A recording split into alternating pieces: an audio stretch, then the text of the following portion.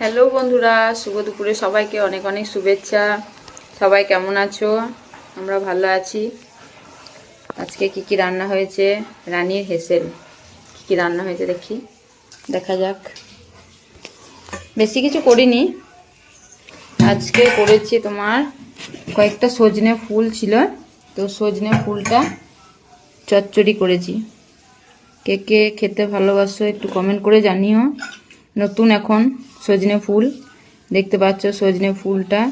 আর এই যে লম্বা লম্বা করে বেগুন, লম্বা লম্বা করে আলু, তেলে একটু পাঁচফোড়ন, একটু কালো জিরে বেশি করে দিয়ে তারপর আলুটা ভেজে নিয়েছি। আলুটা বেগুনটা ভেজে নিয়ে তারপর এই সজনে ফুলগুলো দিয়ে একটু সর্ষে, পোস্ত, কাঁচা লঙ্কা বাটা দিয়ে একটু ওই সর্ষে ফুলের মানে মাখা মাখা করে এই যে দেখতে পাচ্ছ ঝালদা করেছি, বেশ ভালো লাগে এটা। এখন নতুন সজনে ফুল এই সবে উঠছে। আর করেছি তোমার এই যে ইঁচড়, কালকে নিয়ে এসেছিলো ইঁচড়টা, আজকে তরকারি করলাম। মটরশুঁটি, গাজর, ধনেপাতা সব কিছুই দেখতে পাচ্ছ। কেমন হয়েছে জানি না, ভালো করার তো চেষ্টা করি। ইঁচড়ের তরকারি।